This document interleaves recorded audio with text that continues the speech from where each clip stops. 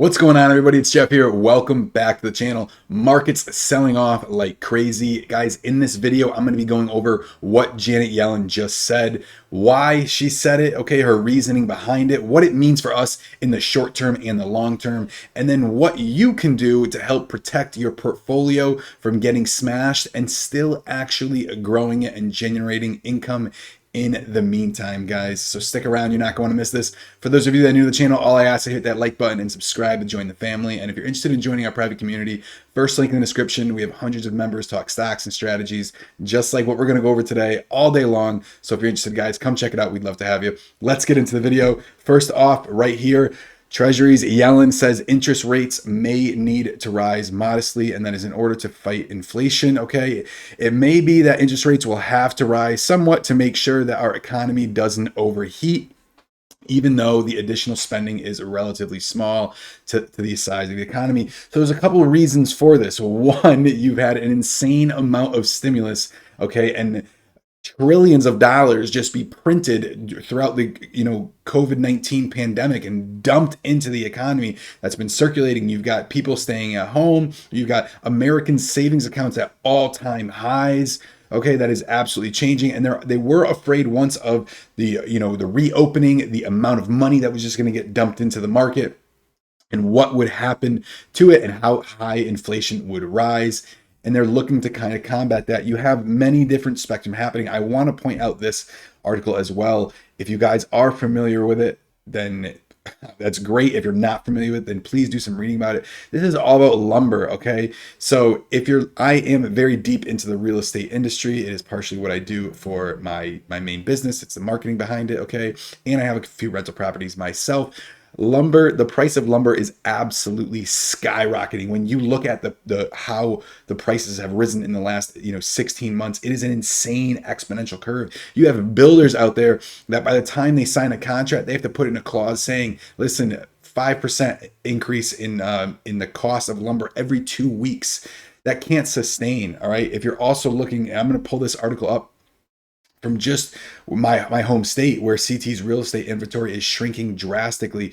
You have an insane amount of people looking to buy. They finally have enough money for that down payment. Interest rates are insanely low, so they're looking to take advantage of it. However, the inventory is just naturally sinking a little bit. A little part of that has to do with COVID-19, okay, and people don't want to move. The relocation out of Connecticut as a winter state down into the southern states has continued to happen. We've also been battling a little bit of New York City, people flying out of the city coming into Connecticut. However, it's just the inventory is low, and it's not just low inventory.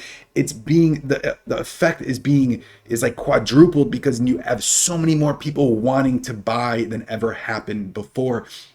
This kind of exponential curve, which we talk about with stocks, with crypto, with money, with anything, just can't last. And what happens is, in order to combat this, they need to raise interest rates to help fight this issue that they're having. So you might be saying to yourself, okay, well, what does that mean for the rest of the year? What is that? What is the outlook? Well, right now you've seen, this is the NASDAQ. It is continuing to blast all-time highs. It hit another all-time high right up here. I think it was 14.2 intraday. However, it is looking like it is going to have a little bit of a pullback. I don't see it having a huge going to that correction territory of 10%, or certainly into a bear market. We are in the second year of the bull run, which means these high growth tech speculative stocks do not grow as high, as well as the overall NASDAQ market will not grow as much as it did the first year. But expect a little bit of a pullback. You also look at the S&P 500. Let's just take a look on this at the 5-year, and it is an insane run ever since the pullback. The S&P has not had that 7 to 10% pullback, even touching correction territory, because when the NASDAQ sold off in February and March, it wasn't money being pulled out of the market. It was a rotation. Let's get into some of the other stocks. That's why you saw the NASDAQ down 200 points. However, the S&P was continuing to make all-time highs. So if there's something I can recommend for you guys to do in the short term, diversify your portfolio. Make sure you have a diversified portfolio. We talk about it all the time, and I'm sure you guys are sick of hearing it.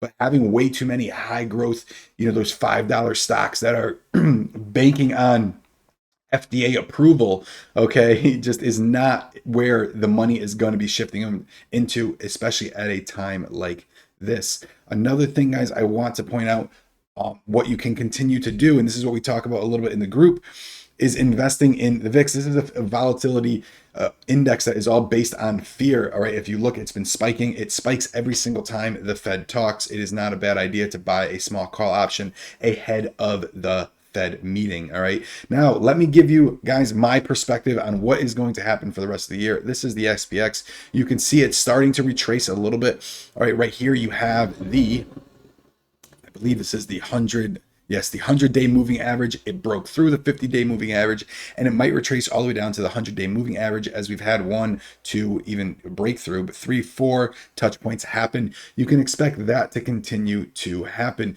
I've talked about in plenty of my previous videos, and I know there's always opportunities to be had out there.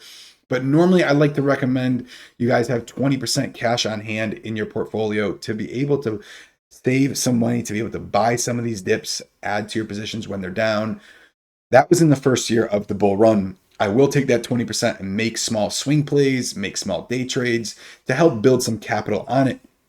However, when you're getting into the second year and it's much more volatile, I said previous a month, probably at least a month ago now, to have about 30 to 35% cash on hand. Use that for some small swing trades. That's fine. But there's heavily long-term invested stocks. They're going to pull back hard. And these are the times you want to add to your positions. Now, when we're talking about quote unquote buying the dip, make sure you don't overly buy the dip. If Tesla is at 800, don't buy it at 790, 780, 770, 760. That really defeats the purpose. Okay, don't be too eager to buy the dip just because, you know, there's a huge sell-off today. Expect it to potentially continue for a little bit longer.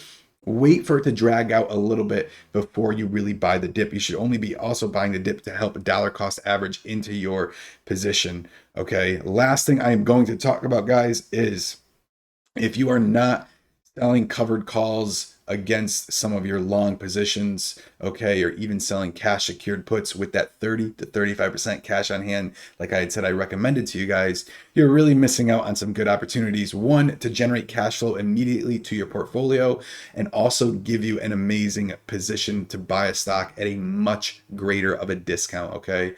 So if you're new to it, guys, either check it out on the internet, look it up on YouTube. What is a covered call? What is a cash secured put? How can I invest in it? You can do it with pretty much any brokerage. I don't want to say any brokerage because I know there are tons of foreign brokerages that I am completely unaware about, but check it out. And also, if you're interested in learning more about it, check the link down below to the private group. Not only we've got a huge group of members in there that are absolutely killing it with their portfolio, turning it into an income generating machine, guys. So I hope this gives you a little bit of an outlook. I can still see this turning around for the rest of 2021. It is going to end higher and it's going to be good. However, there's going to be some ups and downs along the way, guys, and this is just one of them. So guys, that's it for this video. I'll see you in the next one.